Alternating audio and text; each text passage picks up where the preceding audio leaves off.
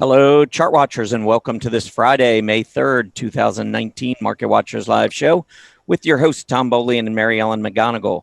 For those of you joining us for the first time today, welcome to the show, and for our regulars, welcome back. Well, it is the end of a week. We got the non-farm payrolls out this morning. The market likes what it saw. Currently, the Dow Jones Industrial Average up 168 points. The S&P 500 up 23. The NASDAQ up 95.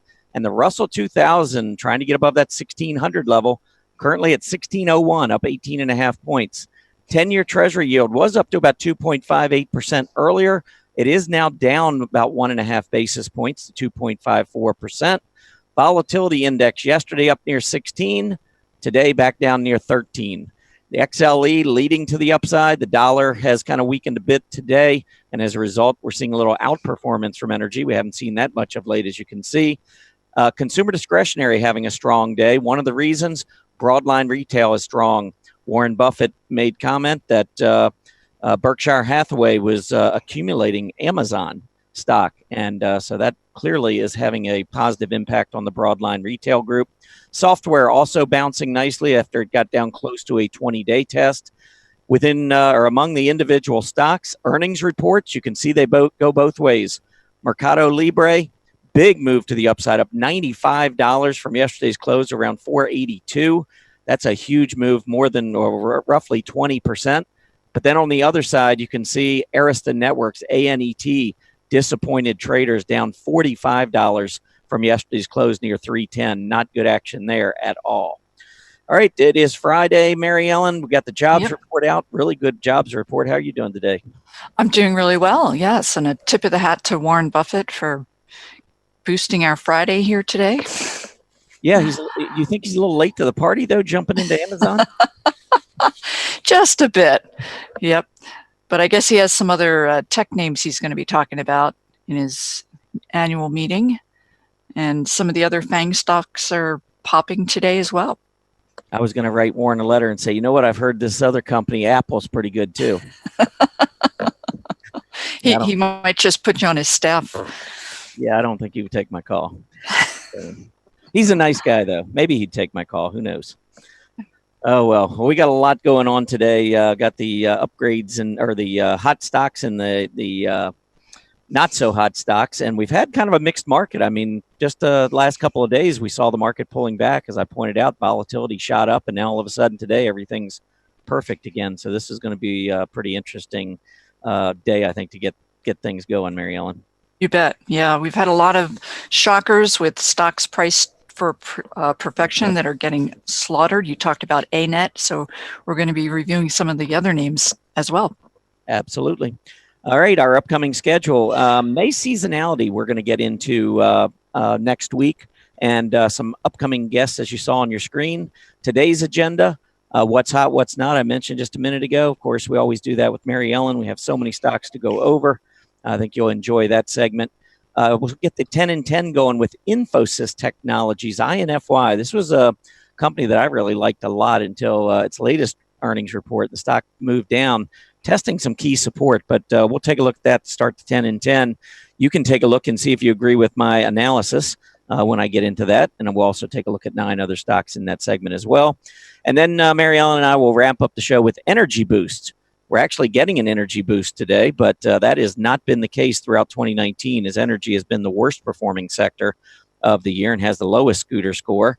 And that kind of ties into our poll today, so you may go in there and take a look at that. But 6 stocks listed in the energy area that have just not been performing well at all. So our question is, which of these, in your opinion, is the most undervalued? And when we get through that energy boost segment, Mary Ellen and I will give you our picks as to which ones we think could be the most undervalued, at least from a technical perspective. For me, Mary Ellen may give you some fundamental data that you can chew on for a bit.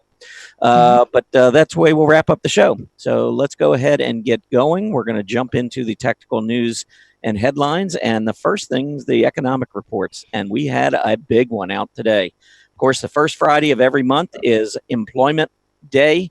And we got the April non-farm payrolls out this morning, 263,000 versus 180,000. And I know a lot of times that Wednesday ADP report and the Friday non-farm payrolls report the Wednesday report can be a little misleading sometimes. This week, it was not. Remember back on Wednesday, the ADP employment report came in well ahead of expectations, and the non-farm payrolls following up doing the same this morning. Private payrolls, easy beat there. I saw April unemployment now 3.6%, below the 3.8% expected, and I saw that was the lowest reading we've seen since 1969. So that's a long time ago. I don't really remember much going on in the market in 1969, but at least know that it's been 50 years since we have seen an unemployment rate this low. Average hourly earnings rose 0.2%, right about as expected, so no real wage inflation there. April PMI Services Index at 945 came in just slightly above expectations, whereas the ISM Non-Manufacturing Index 15 minutes later came in just slightly below expectations. Taking a look at the 10-year Treasury yield and the impact in the bond market, and this is really the head scratcher for me, just continues to be.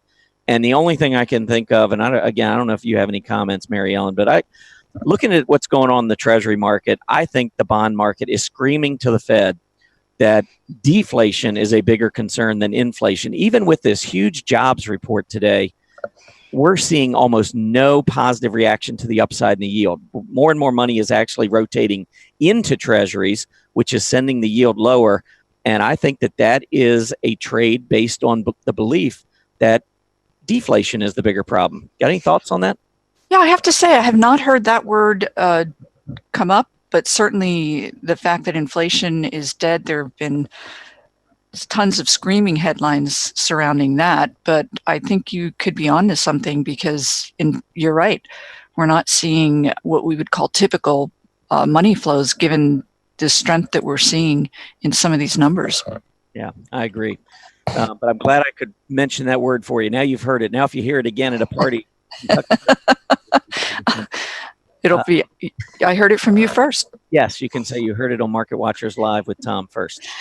Very good. Let's move on. We got earnings reports out today. We had Gilead. That was a pretty good report. Of course, biotechs, and we're going to take a look at Gilead's chart in just a second, but the biotechs have not been participating. So it was nice to get a good report. And Gilead is responding positively, but we haven't seen the breakout yet. You can go down the list here. I was watching Activision, Blizzard, ATVI to maybe see what kind of report they would get because they've been in the doldrums for a while, but the reaction to their report was negative today. I think that one's down about 4 or 5%. But Mercado Libre, that was a big report. They came in with a really nice number, as you can see there. Great reaction. And Arista Networks, even though they beat, I believe that they had warned going forward. I'd have to double check that. But yes, they warned on revenues. They had weaker guidance for sales going forward. Wow. Yeah, and you could see when I pulled up those charts at the beginning of the show, ANET getting absolutely hammered on that news. So we'll see whether or not they can rebound later today. Also, this morning, we had some more earnings reports out. And notice we've gone to these two slides. We won't continue to do this, but there are so many reports out. We can't possibly get them all on the one slide. But you can see this morning, some of those reports were not great this morning. American Tower, Dominion Energy, both came up short. Fiat came up short. Dish Network simply matched expectations. Noble Energy came up short. One that notable that was good and I know had a positive reaction was Dentsply, ticker symbol XRAY. Really nice reaction to that earnings report. Okay, let's take a look at some of these charts. I'm going to start off with Gilead because this is the one from a biotech perspective I was hoping maybe would be the catalyst to get us breaking out to the upside in biotechs. But here you can see the problem. Biotechs, after going sideways throughout much of 2019, actually broke to what was close to a 2019 low just a couple of weeks ago. We're starting to rebound again a little bit. And if you come down here at the bottom, this is the big problem.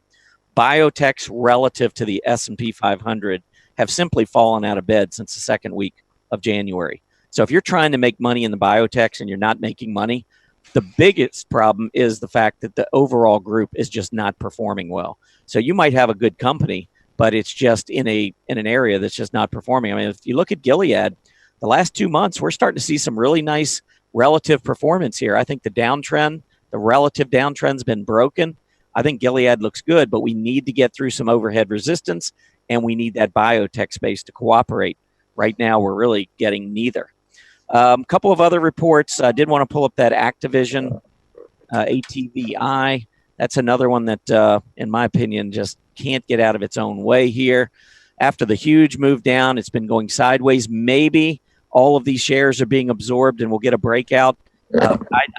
I need to see that breakout. 50 up to about 51, 51 and a half, I think is some key overhead resistance for Activision. We are holding above the 50-day and the 20s above the 50. But when you look at a relative chart, Activision versus the internet space, Activision versus the S&P 500, this has been a very, very poor stock to be invested in. I think I'd have to wait till I see at least an absolute breakout with some increasing volume. And don't forget, if we do get up to 55, we've still got major gap resistance where we had the gap down on heavy volume. We've still got to negotiate that. So still some issues here with ATVI.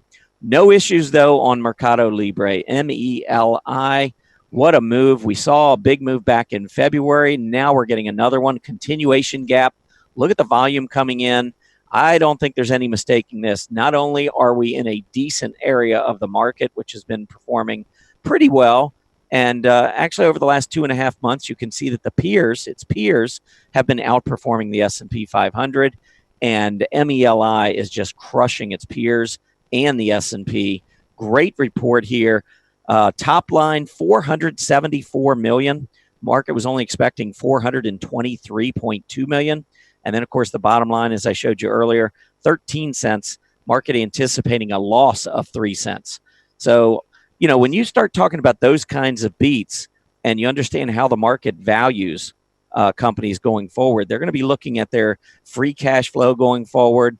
They're going to be discounting future cash flows and future earnings. And when all of a sudden these companies come in and they beat by these wide of a margin, this is going to continue, in my opinion, to increase the value of a company like this, especially so long as they continue to give Wall Street good forecasts. But notice also the basing that took place in this stock before that February gap up. So I think this is just a continuation move. I would expect 3 to 6 months from now, we're going to continue to see MELI rising. I like this one. Now, I think the open today down to the intraday low. So let's call it 541 down to 529 right in here. That's the level that I would be watching in future days and weeks. If we were to pull back into that area, I think you're going to see a lot of buyers showing up. All right, Expedia. Now, Expedia missed on their top line. They did beat on their bottom line, but traders really penalizing the company here a little bit. Stock has rebounded quite a bit off its earlier low, but still down about 2%.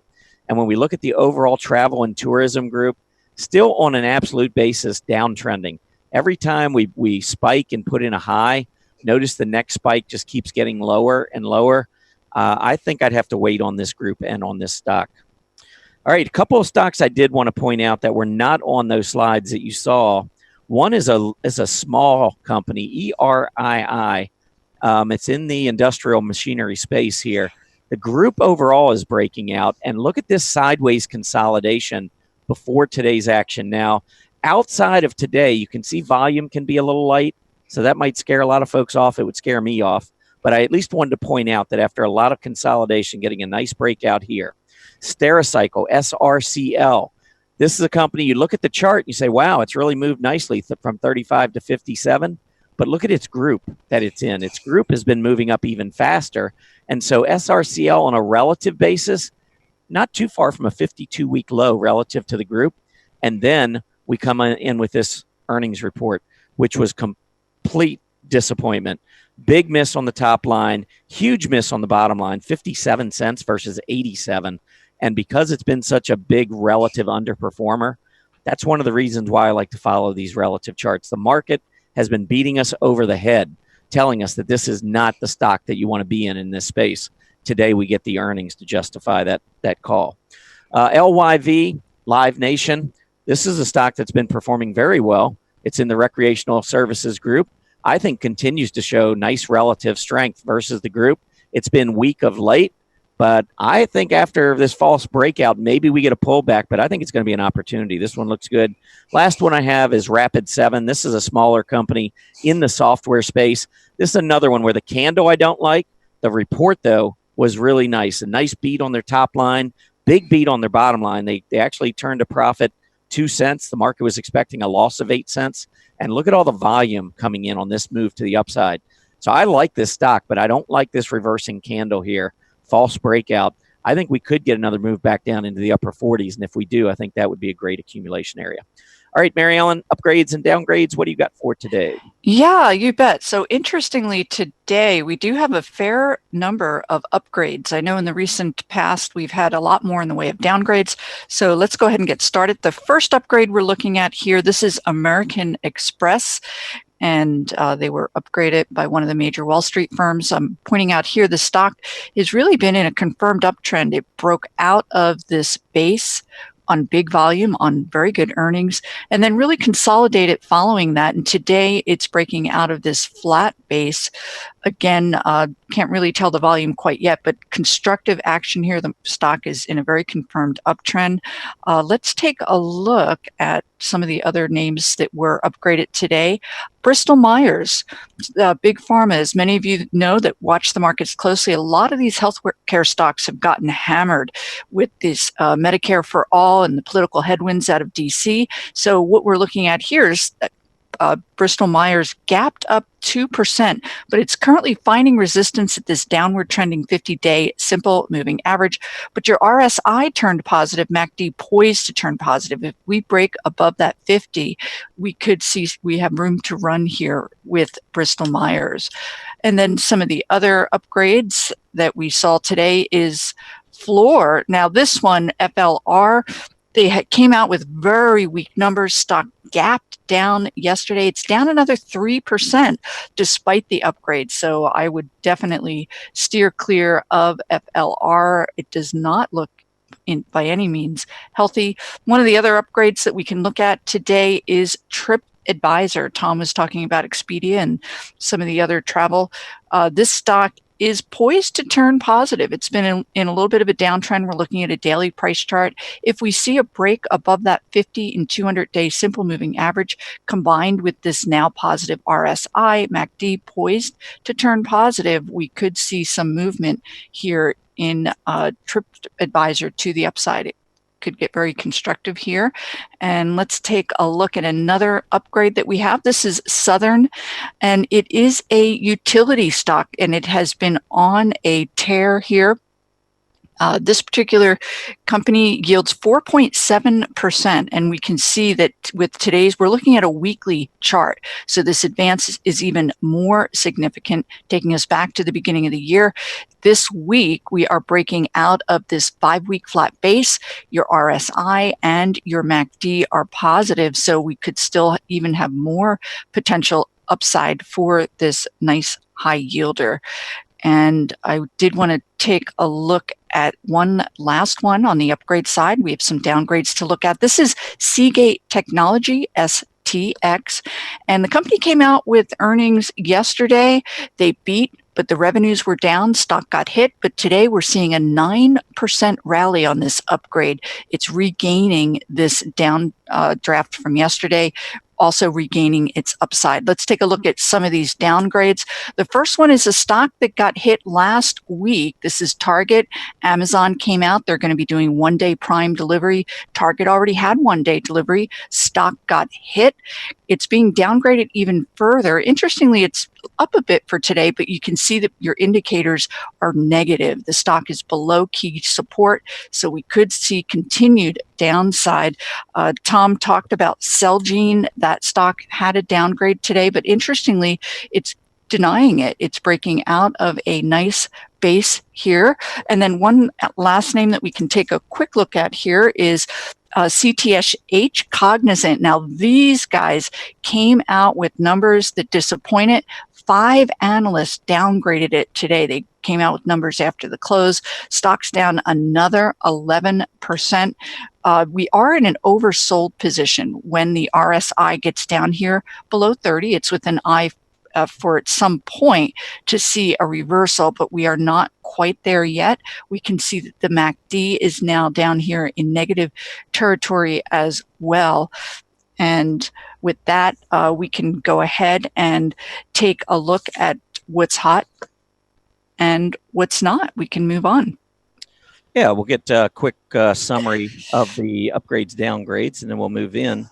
Yeah, I mean, this has been kind of a crazy week. And of course, right now we got the Dow Jones up 200 and the NASDAQ up 100. The Russell breaking above 1600. So clearly we got some what's hot going on. But there for a couple of days, things had kind of pulled back. And now we're trying to get back up above those earlier highs this week. So it's kind of given us an opportunity to maybe get into some upgrade or some hot stocks and some not so hot stocks. So why don't you start us off, Mary Ellen? What do you see this week that's been hot? Yeah, sure. And a lot of this is going to be earnings driven. A lot of these bigger movers. The first area that we can go ahead and take a look at are some of these software stocks. First name is a Chinese ADR, CYOU is the ticker symbol. And they did come out with their numbers. Let's see. I just want to make sure you share your chart there. Okay. That would be a good idea. We should be good here. Super. Okay, so here we are. This is CYOU, the Chinese software ADR, and we can see that the stock gapped up on their earnings. The stock is up 19% for the week, and what we're seeing here is it's digesting that big gap up very naturally. Your RSI and your MACD are positive, so we could see this stock mark time for a bit here before potentially edging up. Another big winner on earnings is Shopify. This is a website platform for smaller retailers, and SHOP is the ticker symbol. We can see this nice big move up. They beat on earnings and sales, and the company guided higher for this year on their earnings estimates. Take a look at this big volume, and this is very significant. Oftentimes, institutions are coming in, potentially supporting the stock. It is a bit extended from this 10-day simple moving average. That's your green line. So any kind of a pullback, this stock does certainly appear to have legs. Another name that was mentioned earlier, AVID. This is another, actually what happened here is analysts came out and initiated coverage on the stock. They raised the price target to $14. So right now we're in that $9 range, but market likes it. And then ZIXI is another software name. And this is software security. Take a look. They did come in below estimates, but the stock gapped up. It's up 31% and continuing higher. Take a look again at this huge volume. When you see that kind of volume again, it is institutions coming in, potentially beginning their build of a position, although it certainly is a bit extended. The RSI is up here above that 70. Again, it can remain overbought, but it's with an eye at some point looking for a potential pullback. Let's take a look at TDD. This has been a big winner. The stock is Trade Desk, also a software company. You can see this nice confirmed uptrend here. They are rallying ahead of earnings. They're not due to report until next week, but taking a look at how the stock is finding continued support at this upward trending 10-day simple moving average. Your RSI is positive. MACD had that positive crossover. We're up here above this zero. Wouldn't be a buyer into earnings given the blowups that we're seeing, but if you own the stock, we are certainly in a confirmed uptrend. Let's take a look at some semiconductor stocks. This is a kind of a mixed bag area, but there were some bright spots this week. The first name we're looking at here is Brooks, PRI. Again, all about the earnings. They came in with very good numbers here earlier in the week. And subsequent to that, analysts are continuing to revise their estimates higher for the stock. It's up over 20% for the week. Again, overbought given all of the accumulation that's going on, but your MACD is positive. I would look for the stock to potentially mark time to digest this big move, give this 10-day time to catch up. And for those of you that did not get into the stock, it does still look poised for more upside. IPHI, another semiconductor stock. This one, strong earnings, analyst upgraded. They put it at a $54 price target. It's trading at about 50 now, but take a look at this gap up. Huge volume, indicating potential more upside buying for this stock. NANO is another semiconductor. This one not quite as healthy or as interesting looking. It really has not participated in the year-to-date rally, not only in the broader markets, but in semis. But that said, the stock did gap up on positive numbers. It's now trading above these key simple moving averages. However, it's not really retaining the gap up. You can see it got up here as high as $39. The stock fizzled, sold off a bit yesterday, and it's only flat today. So this does not appear to have a lot more in the way of potential upside. It does appear to be weakening a bit. Let's go ahead and take a look at some of these healthcare stocks. And we talked about pharmas earlier, but some of these medical companies that are coming out with good numbers, and the stock is responding accordingly. The first one that we can take a look at is CSII, the smaller medical equipment, cardiovascular. What we're looking at here is the stock reported very strong earnings and sales, and a lot of this deterioration has to do with the fallout in a number of these medical product stocks because of the, again, political headwinds potentially out of DC. But take a look, the stock is now broken up above that red simple moving average. That's your 50-day. RSI has turned positive. MACD had the positive crossover, poised to go up above this net neutral zero. I would argue that there's more upside potential. It's a little bit near-term extended, but it does look constructive here. GNMK, this is another smaller stock. I believe it's in about the $6 or $8 range, but the company did come out with numbers. GNMK is the ticker symbol. And take a look at this. The stock is poised to break out of this very nice base. They also announced that they're going to be reporting at Merrill Lynch their large healthcare conference. A lot of times that type of visibility gives a boost to the stock. The RSI is positive, MACD positive crossover above that net zero. I am going to go ahead and leave it at that so we can hear what Tom has. All right, sounds good. Well, I'm going to look at insurers, banks, and medical supplies. So let's go in and take a look at a couple of these insurers first. Kemper Corp.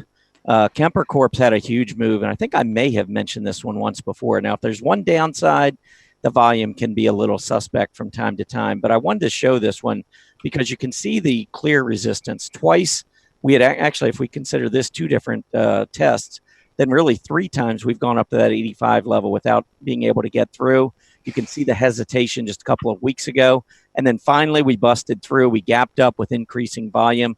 I think we've busted out of the sideways consolidation, and I'd look for higher prices on KMPR as we go forward. HIG, this is Hartford Financial Services.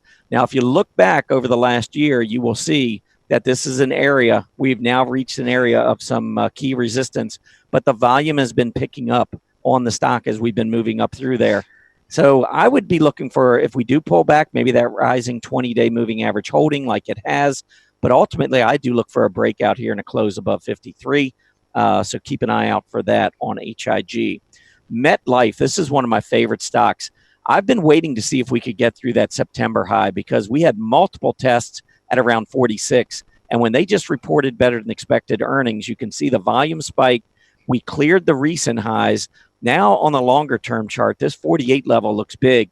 If we can get through on an intraday basis and hold, that's bullish. If we get through on an intraday basis and fail, then I would look maybe for one more pullback before we break out. But I do think this one is looking stronger, and I expect that we will see a breakout in time.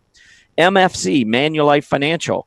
I think it's pretty clear we have been trending higher, and once again, we've got some overhead resistance up near that 18.5, 18.75 level we need to get through. But you can see the life insurance stocks overall moving higher. You can see Manulife on a relative basis to its peers also has been moving higher. So I think it's just a matter of time before we get through that overhead resistance and break above $19. Moving on to banks, SIVB. Now, I was looking at some of these charts that might look interesting. And again, if you look back over the last 5 days, you'll see that the stock's made a nice push to the upside. But after gapping down back in October, the reaction high was 260. Today's high, 259.95. So there's no doubt this is the level that this is a stock maybe we want to keep an eye on. A breakout above the 260 level, I think, would be very bullish here.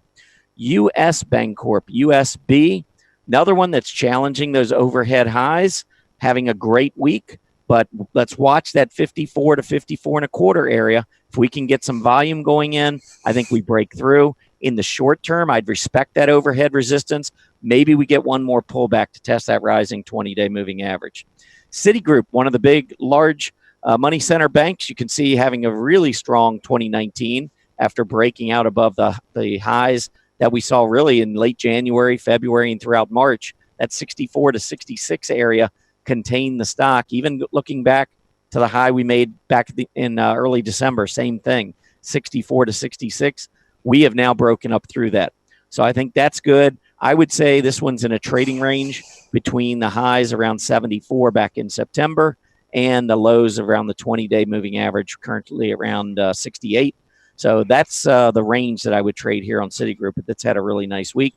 And then finally, I think Fifth Third Bancorp's one to watch, simply because when I go back and look, there has just been so much action where we've seen pivots back and forth around this 29 level. Support here, a little bit of support here. We lose it, come back up. Look at all of the moves back up to about 29 to 29 and a half without being able to break above. Today's high, 29.18. I would say that Fifth Third Bancorp is one to keep an eye on. Again, banks are moving up, but on a relative basis, you can see that the banks still have some work to do. If they do continue this uptrend and we can get a nice break on FITB relative to the banking group as a whole, I think that would be extremely bullish there. All right, let's move on. Medical supplies, get through a couple of here, and then I'll turn it back to Mary Ellen. But first, X-ray. I mentioned this one earlier. I thought it was a great report, great reaction. Here's what I was talking about. After moving up with heavy volume, I think it broke a downtrend, change of character on this gap up, and now we're getting a continuation gap on heavy volume with earnings. I think this is another stock that is likely to continue pushing higher. RMTI, Rockwell Medical. This I could draw annotation. The top line coming down here, and then the support level, the lows. I think what you would see if I connected that would be a bullish wedge. So a narrowing piece of pie, if you will, off of an uptrend. That is usually a bullish pattern on a breakout. Notice the volume starting to pick up as we make a move back up above that 20-day. So RMTI's had a great week. It's cleared the 20-day moving average. I think it could be poised to maybe make a run back up there for that high that was posted back in March. And the last one I wanted to mention was Align Technology. Align Technology had been a long-term market leader. I'll pull up a monthly chart here so you can see the performance on this stock.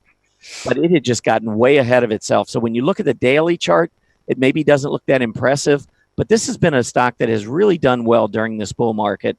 It was 6.25 back in 2009 when we bottomed, and the stock went up. It hit 400 before pulling back. So that is the definition of a big move.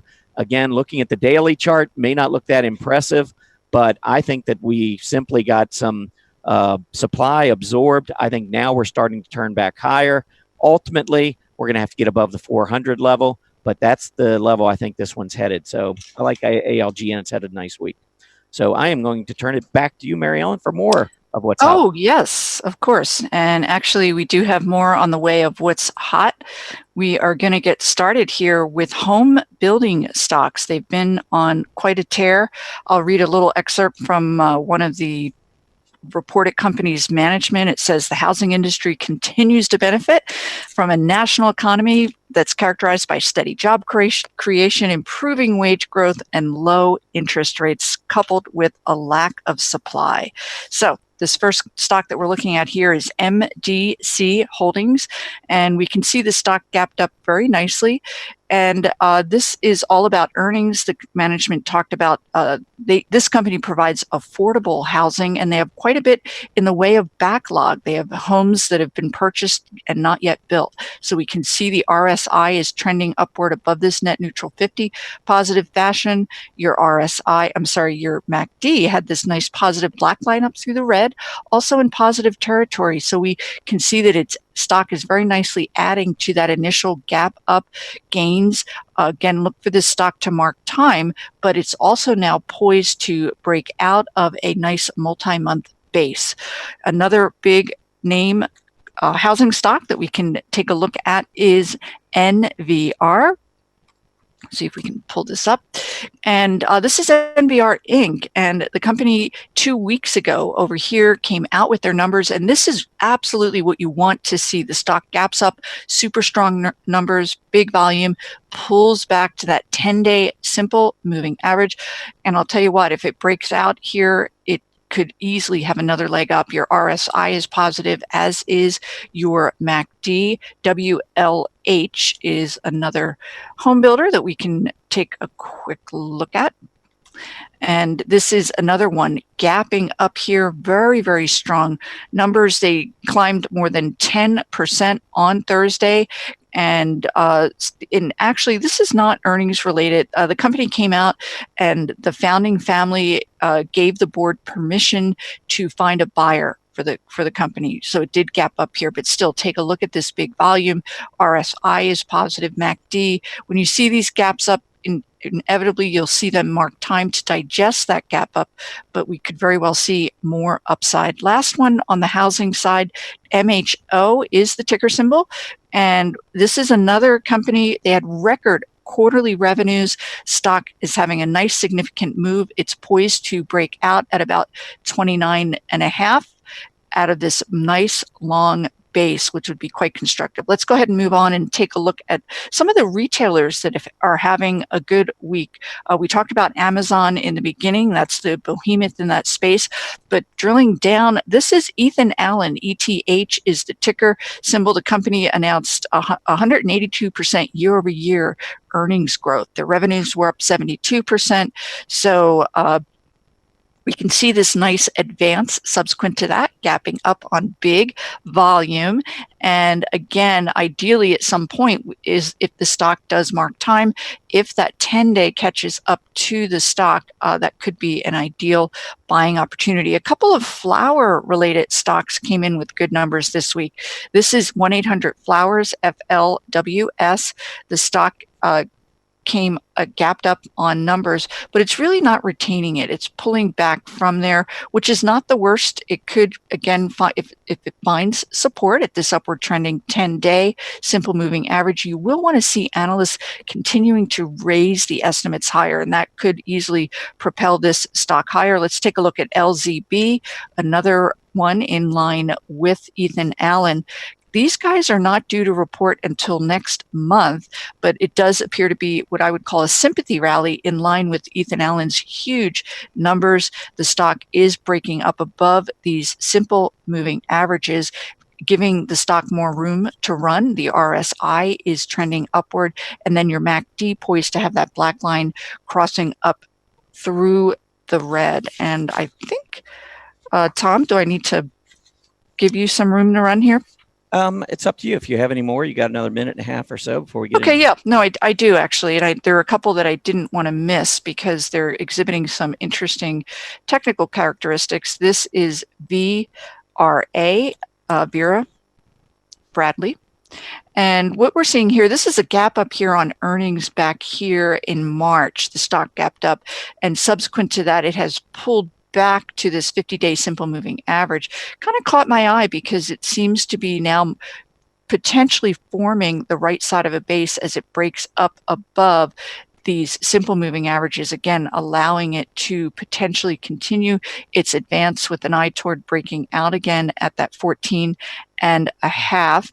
And then we can take a look at a couple of restaurant stocks. The first one here is Del Taco, and it's up another 5% today. So this company, it's not earnings related. We can see this really significant downtrend has not participated at all in the year-to-date rally. It's picking up steam here because the company is re-franchising.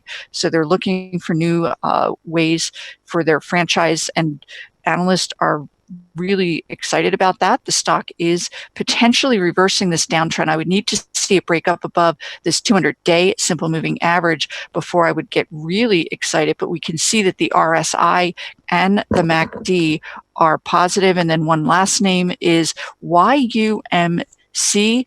This is Yum China Holdings. This company brings U.S. fast food franchises over to China. The company did come out. Their sales are improving, and we can see the stock broke out of this nice base. Huge volume, a little bit wonky looking since then, but it is very much in a confirmed uptrend. All right, sounds good. Well, we are going to move on to what's not. And I think maybe what we'll do first is I just wanted to show you a sector summary for the last week so you can kind of get a sense of what we're looking at here. So let me pull this up for you and show you. And I can actually go back for anyone who maybe is new to the site. Here on the left-hand side, if you're a member, you can get into these member tools. And sector summary is one, so you just quickly bring it up.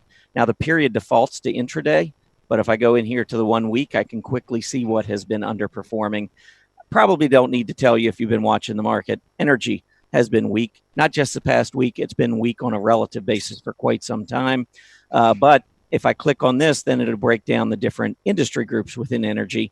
And you can see oil equipment and services on the bottom. So that is where I'm going to focus. So let's start with that oil equipment services index, just so you can visualize what has been going on here in the last week.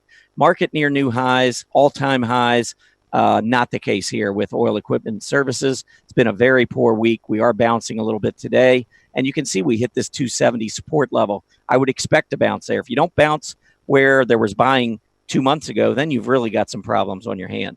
So that is what we're up against. So what stocks within this space are worth mentioning? Well, there are a few. Well, I could spend the rest of the show talking about a lot of energy stocks not performing, but look at Diamond Offshore. Really, last 2 weeks have just been horrible. We've moved all the way back down and tested this area of support. And if I pull up a relative chart, and I say this all the time, if I had played this breakout right here with Diamond, first of all, I would have gotten stopped out, obviously. But anytime you play a breakout in a group that is underperforming the S&P 500, please make sure you keep your stops in play. I don't make any excuses. When I am in a stock that looks like it's starting to make some progress, but it's in a weak group, if it breaks down, don't sit around and watch. In my opinion, I would not be waiting to see how far down it's going to go before it finally finds support. Look at what happened here with Diamond Offshore. So it completely fell apart. It failed to hold the breakout, failed to hold the April lows, failed to hold the rising 20-day moving average, and you can see what happened afterwards. Look at the sellers jumping right back in. So you want to make sure you keep tight stops in the event that you're trading a stock that looks good individually, but is part of a bad group. Same thing here, Superior Energy. Had a nice trend line going. It breaks down. Look at what's going on now. Not good. Really rough week here. IO and MDR, much the same. Losing key support. 20 now is below the 50, and all of this coming in a market that has been very strong. McDermott, MDR, same thing. Looked like we had a nice breakout. Volume picked up a little bit. Next thing you know, we're right back down in this downtrend, so you got to be careful. Internet stocks also very weak.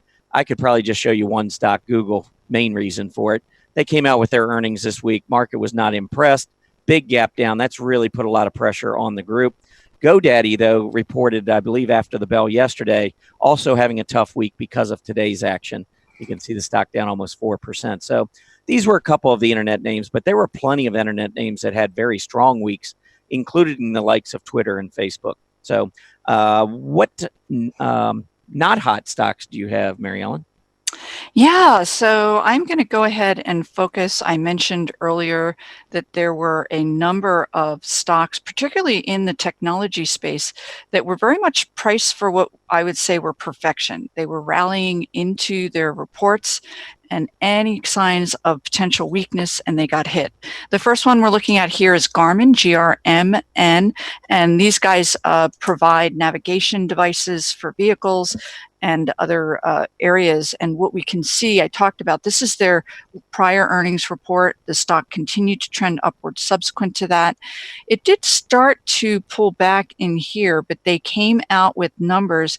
Now, what happened is the company came out with record Q1 earnings, but they did not guide higher going forward. So really no substantial reasoning, just a feeling by investors that, again, priced for perfection. The stock was really up here at near-term highs. So now the stock is getting hit with more downside potential ahead. Let's take a look at another stock on an earnings related move that is in this technology space. This is a company that is involved with the 5G technology. MXL is the ticker symbol, and it's a semiconductor stock. See if we can pull up the chart here.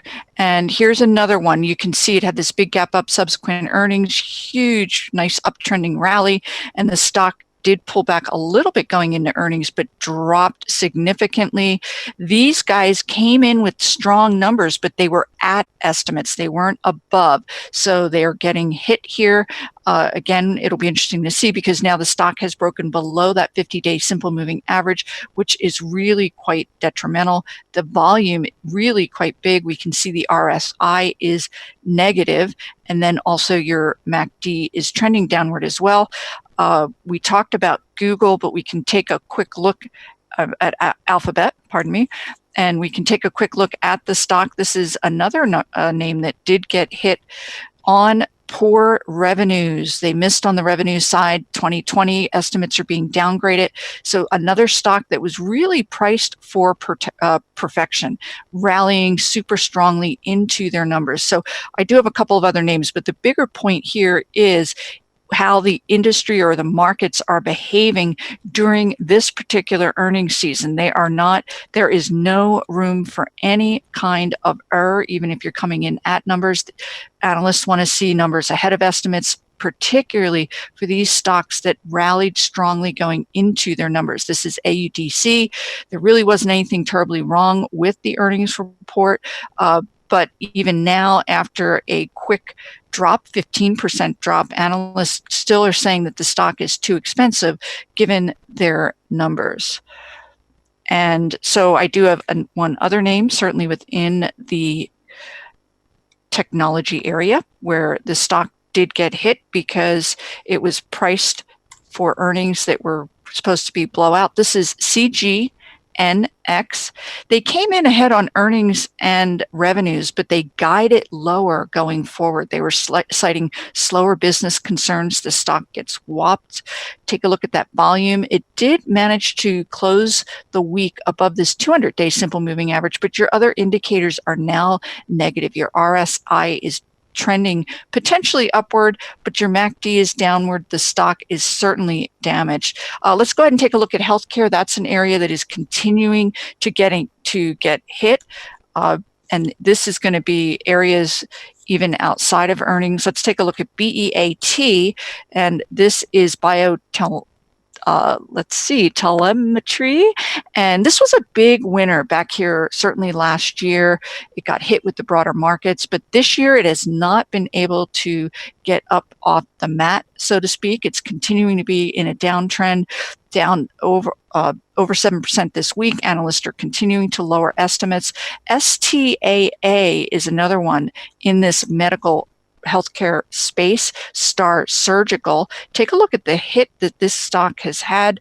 And what happened is we can see going back here in April, this was the move in the broader markets within healthcare, and a lot of stocks got hit that day, but we can see that STAA has not been able to recover. It's continuing its not so attractive decline. A couple of names in retail. HVT is one that we can take a quick look at here. This is Haverty. We talked earlier about Ethan Allen and a couple of the others on the positive side. Not all well here. This is a furniture company. HVT is the ticker symbol. They're down almost 20%, slicing through this 200-day. The stock, again, looks very damaged. We can look at HBI is another retail related. This is Hanes brand, and you can see that the stock was attempting to break out of this base. That breakout failed. They came in with negative numbers that were well below estimates, and then on top of that, they were downgraded. But we can see the stock is trying to bounce. It's up about 3% today. So the other indicators that we have here, the RSI is trying to trend upward as the MACD is also above this net neutral zero. But overall, the stock does not look attractive here. The volume on that break is very, very significant, indicating more potential downside. Let's take a look at one other retailer, and I'm going to turn it back to Tom. This is Zumiez, a teen clothing retailer. And interestingly enough, they're getting a nice bounce today. This really, what we saw this week prior to today's uptick was just a general malaise. You'll see this within, this company is a $600 million retailer. Oftentimes they'll have these nice uptrends and then just kind of fall out of favor a bit, finding support at this 50-day simple moving average. So we could very easily be in a V-shaped type of recovery because this pullback really was not on any kind of news. Yeah, I also like on that chart, Mary Ellen, that hammer that printed right on that 50-day moving average. Right here, absolutely. So yeah. Intraday yesterday looked like it was breaking below the 50-day and then comes back up, got a nice little kick save into the close, and now we're seeing a rebound off of that. Very typical, I think. You'll see that a lot of times on stocks. Very good.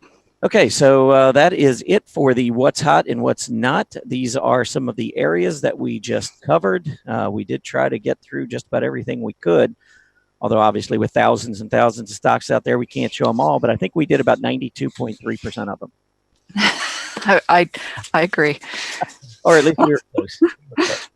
All right. Well, we are going to move into the 10 and 10. And the first stock is INFY. And the next one that we go over will be the most popular in the room today. Yeah. But let's go ahead and start with INFY. And I think this is one that you got to be careful with here. First of all, I circled the volume. I don't want to ignore all of this volume on the way down here. We bounced back as we were getting up near the top. You can see the volume was much, much lighter. And now all of a sudden the volume picks up again and we take another leg lower. I annotated two levels on here. I think that in the short term, well, they're both really in the short to intermediate term. But from about 1035, where we saw a lot of support, a lot of tests coming across here, and then on the big volume back in early January, we had gapped up, and we had been holding that gap level at about 1010 or so. So I think 1010 to 1035 is a big deal. Today's low, 1007. We bounced back to 1022.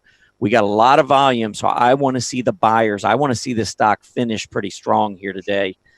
So far, I'd say at best, I would be very cautious given the action here on INFY. Okay. And that next ever so popular, we have Alphabet. Oh, Google. We did that a couple minutes ago, but we will do it again since it is the most popular. Couple of things. First, when I look at this, I see Google relative to the internet index down close to a 52-week low. That's a little disconcerting, considering that the overall group continues to set higher relative highs and higher relative lows versus the benchmark S&P. So I like to see leadership from Google. We're not seeing that with the earnings. And I think it kind of floored a lot of traders. We had a nice move heading higher into earnings. We got the disappointing report. We gapped down. And now I think you got to respect this potential downtrend. Now, as far as annotating key levels, I think the recent low is pretty important because we did go down and challenge and test that prior low here in March. So after making a higher high, we don't want to go back down and put in a lower low. We want to hold this low. So I think the buyers came in just at the right time. And clearly after gapping down on this kind of volume, trying to get back up through that, the bottom of gap resistance is going to be really important. So I'd say 1200 top side, maybe 1160 to the downside. That's my short-term trading range on Google. And let's see which one breaks out first. But I think for now, I'd look elsewhere until Google starts to show leadership again. Okay, the next one is an IPO, Pinterest, P-I-N-S. Yeah, it's not going to have a whole lot of information, which is a problem when you're trying to annotate and determine what you want to do for with a stock. So I think what I'll do here is at least shorten it down to a month so we don't have all that blank space. Right at the top, you can see pretty much hollow candles going up until here. That is a dark cloud cover, nearly a bearish engulfing candle. So I would have expected maybe we had put in a short-term top just based on that. But there's not really a whole lot to annotate here. I think clearly the resistance has been established now, short-term resistance on that gap up just above 35. Where in the heck would you draw support? I mean, it went straight up and now it's just coming back down. I don't really see a major support until we get down here. I don't know really where else to draw it. So I just think you're at a disadvantage from a technical trading standpoint when you have a stock that's only traded for about 2 weeks or a little over 2 weeks. We need more history. Technical analysis is based on the study of price action. If you don't have price action, it's really hard to study. So I would just say those are the basic levels to watch on Pinterest, but I don't really have an opinion formed at this point. What do you do, Mary Ellen? I mean, with a like this. I will drill down to the intraday for some of these that don't have quite as much history, but there are studies that have been done where these IPOs come out with these big gaps up, or they do quite well. They pull back. It's that second entry to that prior high that really can have legs. Mm-hmm. Makes sense to me. Yeah. All right. What else we got? Next one is Shutterfly, SFLY. Yeah, I think they just reported last night as well. Probably don't need this on the 1 month chart. Let me straighten this out again. Actually, we'll put this on the relative chart. All right, so Shutterfly has been moving lower. Here's a reaction high. Now, this was good action a couple weeks ago. Maybe it was. Maybe earnings were out before. Maybe I'm thinking of a different. Yeah, last week they came out. Okay, my bad. Mm-hmm. There's a couple of stocks. There's Shutterfly, and there's another one that I get confused with this one. But anyway, I would just say that move up earlier this year is going to be an important high. I'd really like to see that cleared before I have any interest. This is another one of the stocks that's just been underperforming for quite a while. You're in the specialty retail space, which has been doing very well. You can see on a relative basis that the specialty retailers have been outperforming the S&P 500 by a pretty good margin in 2019, especially back at the beginning of the year. But even since then, I mean, I could even draw this relative trend line. I see strength in this area. And yet with that strength in the area, you've got absolutely horrible relative performance by Shutterfly. So I'm just not really going to be happy until we can get a breakout and begin to show more relative strength. So I'm going to pass on it for now. Okay. And the next one is a defense stock, MRCY, Mercury Systems. Yeah, this one had a really good report last time. I don't remember I know it just came out with earnings. We got a gap up. I'm assuming probably they beat on top and bottom line. But this was a really nice breakout from this sideways consolidation. You can see the volume support that. So, earlier I was talking about one of the stocks that had that continuation gap to the upside. It may have been X-Ray, or it might have been one of the others, maybe Mercado Libre. But anyway, when you see these gap ups like this, I anticipate further movement. See this gap, sideways consolidation, continuation gap, and how we kept going higher. That's why when I see those kinds of candles, I tend to be very bullish those stocks over the next several weeks. We'll see how those others perform. But this one, I think, continues to go up. The problem I have is this black candle with heavy volume. I think that was earnings related. That would have been on May 1st. So maybe they reported April 30th, which would have been Tuesday after the bell, or Wednesday morning, probably Tuesday after the bell. But I think this pullback to test the 20-day moving average should have been expected off of that black candle. We got that. This is a stock that's in the computer hardware space. So we got a group that's been outperforming this year, which I like. The stock has been outperforming the S&P, and it's been a pretty decent performer relative to the group. So this is the type of stock that I would have on my watch list that I would be wanting to consider entry into. And I think if we look individually and annotate, I think the 20-day moving average, I mean, if we go back, we've had multiple tests at the 20-day. We have continued to hold. And when you get that gap up like that, that generally will provide you excellent support. We never even went back and tested that. But I do think that we made this breakout right here above this high. And when we did that with increasing volume, I think that sets that level 68 up to be pretty good support as well. So I'd watch 68 up to that 20-day moving average. I think that's your accumulation zone. Very good. And then Carbonite, CARB, B. All right.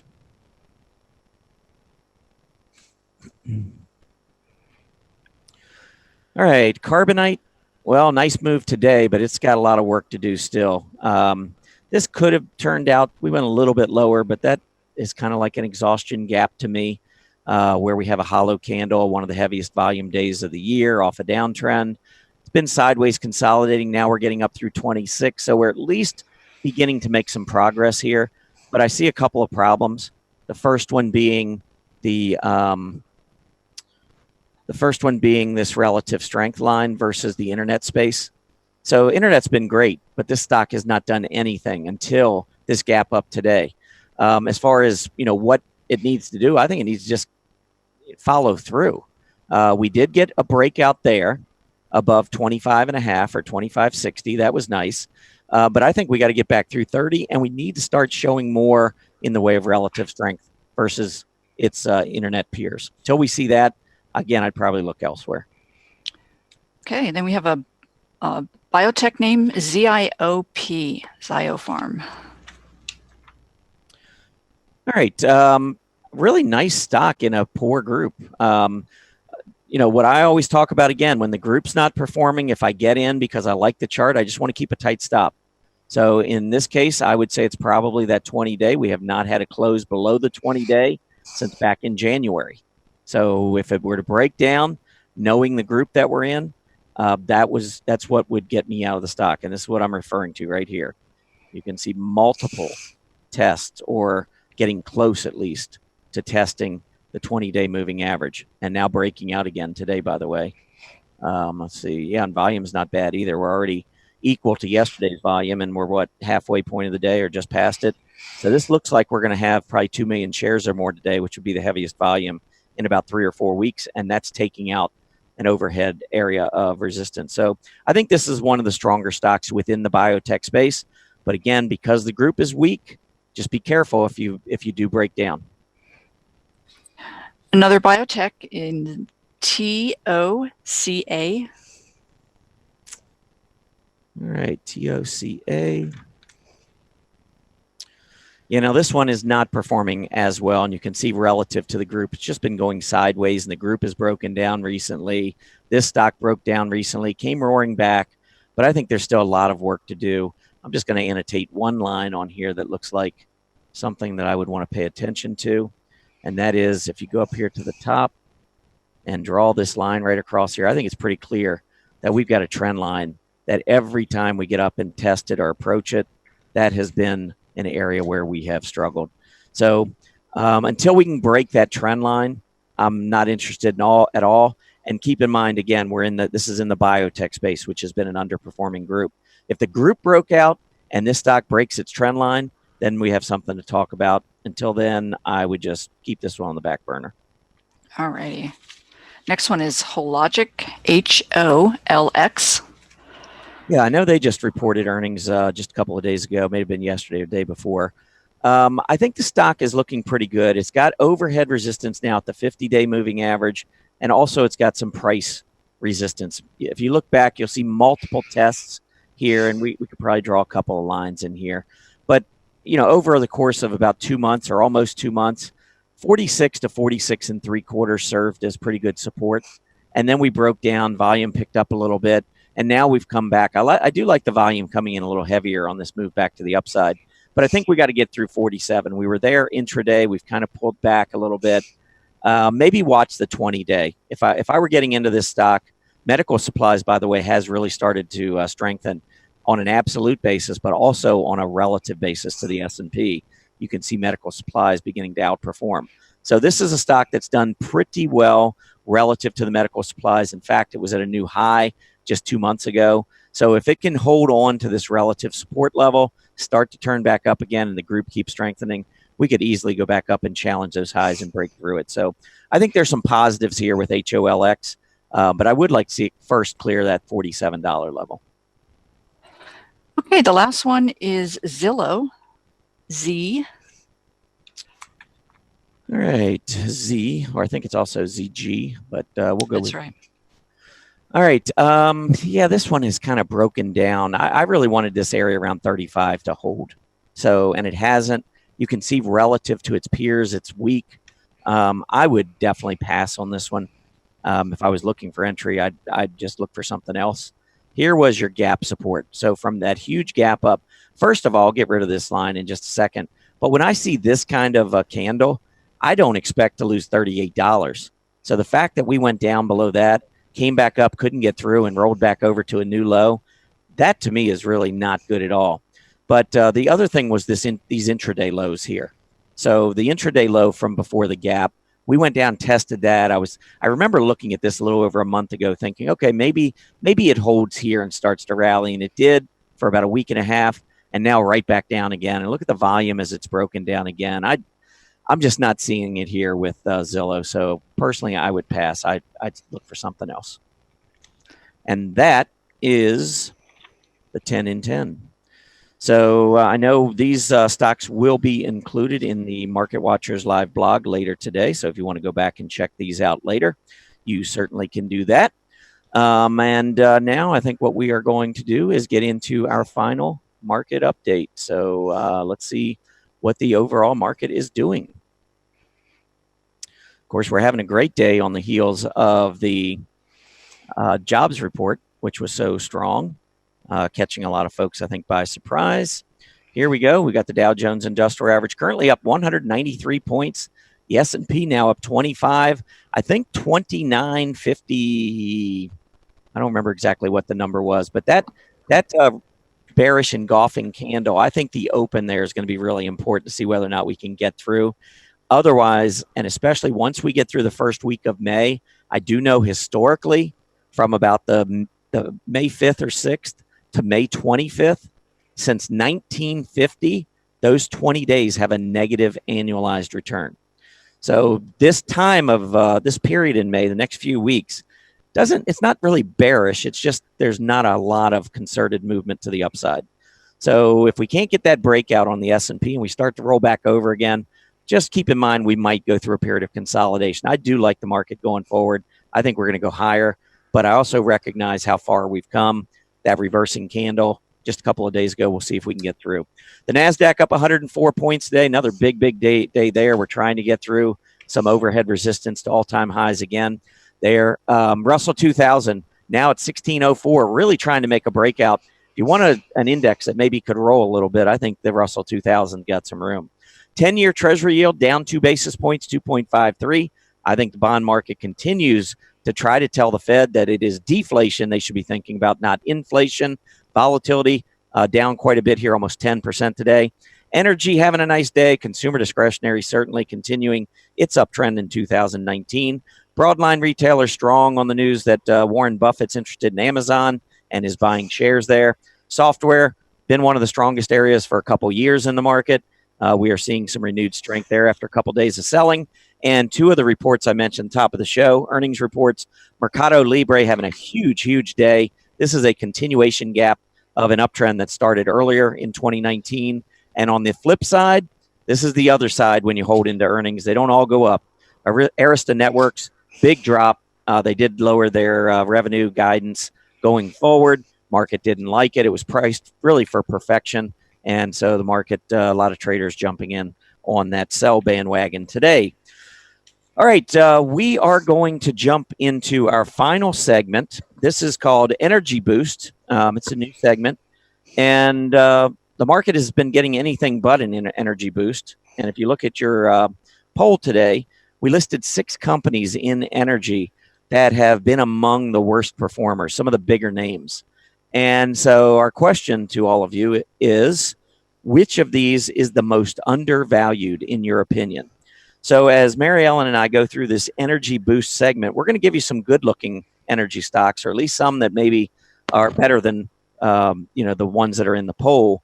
But we're going to wrap up our segment by telling you which of those 6 beaten down energy names in the poll we believe could be poised for a rebound, at least undervalued maybe from a technical perspective. So Mary Ellen, energy boost, I'm going to let you start it off. What do you have? Oh, nice. Okay. Well, I have to say this was one of the tougher assignments for me because the charts on many of these names really do not look attractive by any means. And so I really had to put my thinking cap on and get a little bit creative. So of those stocks that are on the poll, I picked Schlumberger. Let me go ahead and pull up that chart there. And so we can see in line with a number of these big energy players. This Schlumberger is an oil and gas field services company. So these guys do well, certainly as other energy companies do well with the price of oil going up. They are going to benefit as well. But we can see that the stock did break down a little bit here. They did come out with numbers in the middle of April, and they were in line with the expectations, but the stock certainly is breaking down. I'll tell you, one of the primary reasons that this one is catching my eye is not so much technically, because we can see that the stock is in a bit of a downtrend, but the stock has a 4.8% yield that could potentially buffer as far as from other more potential downside. But let's take a look at what a reversal looks like. Here we have a significant downtrend. This is the broader market decline, so it's in line with the markets. But more importantly, this is what we want to see for a reversal. First is a breakup above the 10-day, and then followed by a break above the 50. You have a golden cross, 50 up through the, 10-day up through the 50-day, all in line with an improving RSI, which eventually turns positive. We're still not out of the woods yet. So here we are now. The stock is in this declining phase. We will want to see a turnaround, but we really never got into the oversold area yet, but we would want to see a turnaround. But again, the company offers a 4.8% yield, and estimates for next year are 41% on the growth side. So of every single stock that was listed in the poll today, actually, RIG did have a little bit in the way of better numbers, but no yield. So I went with Schlumberger. All right. Any thoughts on any of the others, or that's? Oh, I'm sorry. Yes, I thought we were going with just our pick. Yeah. Well, certainly the other names, again, it's going to be really difficult to get very excited about these names because they are so down and out. All of your key moving averages are trending downward as well. But when you look at a RIG, you could, on the very, very near term space, say that the stock is oversold and could be due a bounce. It's trading now at about 7 3/4. It could trade at least another point on the upside. And all right. Do you want to do any of the others, or do you just want to wrap it up there? Well, again, they all are going to have a very similar outlook. This is very similar to Schlumberger, where there's just recent deterioration and weakness that is going to take time, and actually quite a bit of time, to really recover, because the downtrend is taking us back to the middle part of last year. So not any one of these would I be able to get overly excited about, because they are just in pretty confirmed downtrends. So my work, I would look for one that does yield a bit higher, that would again buffer against potential more downside, and then with the outlook being positive going into next year. Okay. Yeah, I see on your screen there the yield 5.34% on Occidental Petroleum. Mm-hmm. And there are a lot of folks out there who trade who like, knowing that they're getting a really nice dividend. And if the stock turns around and moves to the upside, that's just going to be a bonus. So, there are a number of income investors who I think certainly could be looking at many of these energy names because, the stocks, many of the stocks, momentum stocks that we talk about, Mary Ellen, some of them either have no dividend or they have very low dividends, some of the technology names and so forth. So it makes sense to me that there's going to be some interest in energy stocks while they're down. But I want to go over a couple things here. First thing, for anybody who's new to the program, I've shown this chart plenty of times, but on the top of this chart is the US dollar. This is a weekly chart that goes back 20 years. And I think it's really important when you consider energy, and if you're going to trade energy stocks, I think that one of the biggest things that you have to pay attention to is what is going on with the US dollar. So in the last bull market that we had, 2002 to 2007, we had a rapidly declining US dollar, and energy did extremely well. And you can see on a relative basis, this is the XLE going up. This is the XLE going up faster than the S&P 500. So if you're looking to outperform the S&P 500, you want to have representation in energy, because this is the area that's getting the biggest share of the money rotating among sectors. Energy was on fire during the last bull market. This bull market, it's a completely different animal. So now we've got the dollar rising. Energy, the XLE is at 65. The XLE was at 65 in 2011. So it's not that you've lost money, it's just that you're not making any. So on a relative basis, the XLE versus the S&P 500 is going down.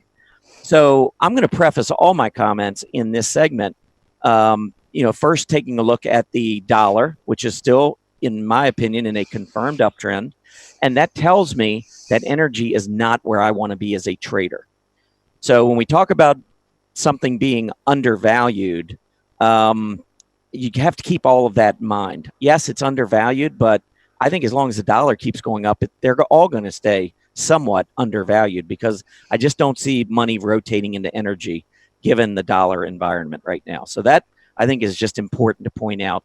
And I'm going to go through and give you a couple of things, or a couple of stocks first that actually look pretty good. So I'm going to get away from the poll for just a minute. And let me see here. I've got a list somewhere that I did. All right, first up, let's take a look at TRP. All right, so TRP, this is TransCanada Corp. This has been you look at this, you wouldn't know that we've had any kind of difficulties in the energy space. And if I pull up the relative chart, you'll see that pipelines actually have done pretty well. So if you're going to be in energy, I think pipelines have been one of the best areas to be in. And even this group is starting to roll over a little bit. Now, if you look at a relative strength chart, TRP has been strong relative to pipelines. So you've got pipelines, which have actually, until the last, 30, 45 days, pipelines had actually been outperforming the S&P 500 in 2019. But that has now turned back to the downside. But TRP does continue still to perform relatively well versus the S&P 500. So my point here is there are outliers. We do have energy stocks out there that make sense. Let me go on to another one here. OGE Energy Corp, another pipeline stock. For the most part, in a nice uptrend. We'll see if we can hold this breakout level at 41. We did that on increasing volume in February here on this breakout. Went back down. So far, we've been testing 41 and holding. So if I was going to be in an energy stock, it would be a stock like this one, because it has been holding support. It's been outperforming the S&P 500. It's been, for the most part, well, actually the last 3 or 4 months, it has not been outperforming the S&P 500, a little bit of relative profit taking. But this is a stock clearly that's been outperforming a lot of the other energy names. So if I'm going to get into energy, I want to be in some of the stocks that are performing. Another stock, TPL. So this is Texas Pacific Land. Just recently broke out to a new high. My biggest problem with this one is the volume. I mean, there's no volume on the stock, so it's not something that I would be getting into. But it is a stock that for the last 4.5 months has not traded back below that 50-day moving average. So it has been a good performer in 2019. And it's actually been in the oil exploration and production area, which has been very weak. But it's been one of the best performers, as you can see on this relative chart. So again, my point is, if you're going to trade energy stocks, try to find stocks that are at least performing better than their overall group, because the group's performance is not good enough. All right, another stock. How about MPO? Mid-States Petroleum, another oil exploration and production company. And look at the movement here. This has been a great performer, especially of late. Look at the relative strength versus its peers. So again, if you need an energy name, you need an oil exploration and production company, I think Mid-States makes sense, because it is actually performing well. Nice volume trends, certainly going against the grain in energy. All right, next up, FTK. Big gap up back in January. It has continued to move higher, Flowtech, but it is in an incredibly weak group. So when you look at the relative strength, this has been one of the weakest areas. Its peers right now trading at a 52-week relative low to the S&P 500. So trying to make money on stocks in a space like this is hard, but there are very, very few companies I would consider. Flowtech is one of those.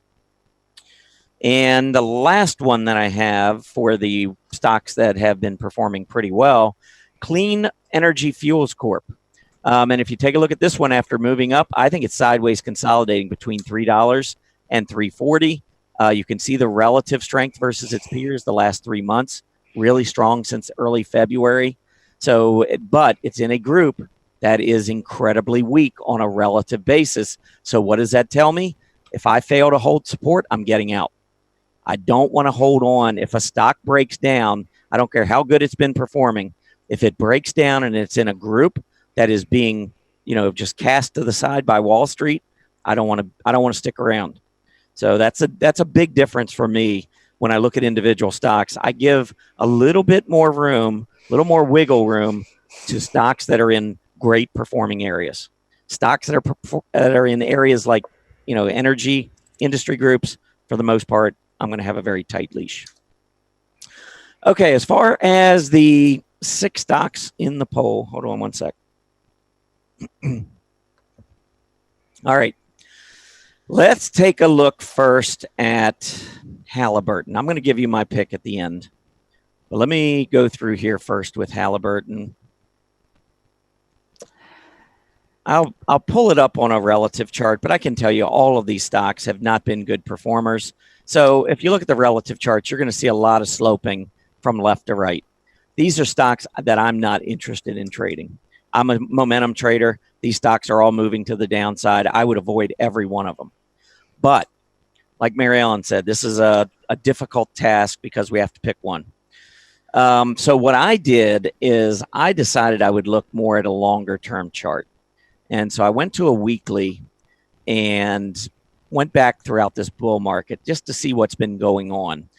I looked at Halliburton, and Halliburton has found a lot of support over the last 8 years in the 25 to 30 area. We did just recently test 25, bounced back up a little above 30, and now coming back down.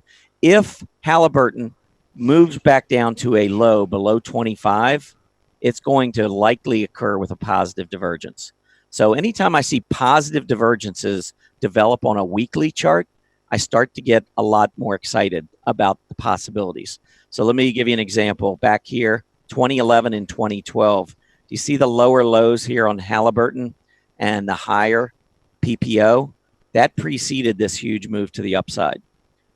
In 2014 through early 2016, we put these lows in, and you can see the PPO was higher, and that preceded a big move to the upside. So it might be a little early with Halliburton, but if we do move back down near that 25 level, I think we're going to have a really strong positive divergence in play. So from a weekly perspective, Halliburton I can make an argument for. Let's move on to Occidental Petroleum, OXY. I'm going to say similar. It's similar in that if you look back over the last 8-9 years, 50 to 55 has been great support every time we get down there. Today, well, this week's low was 56.94. We're getting closer. We're actually potentially closing at a new weekly low with the weekly PPO higher.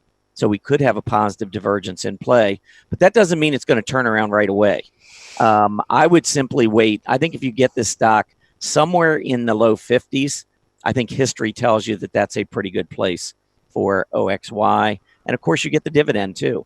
So if you're hitting a key price support, especially with a positive divergence, and you're getting the dividend to boot, that could be a great thing.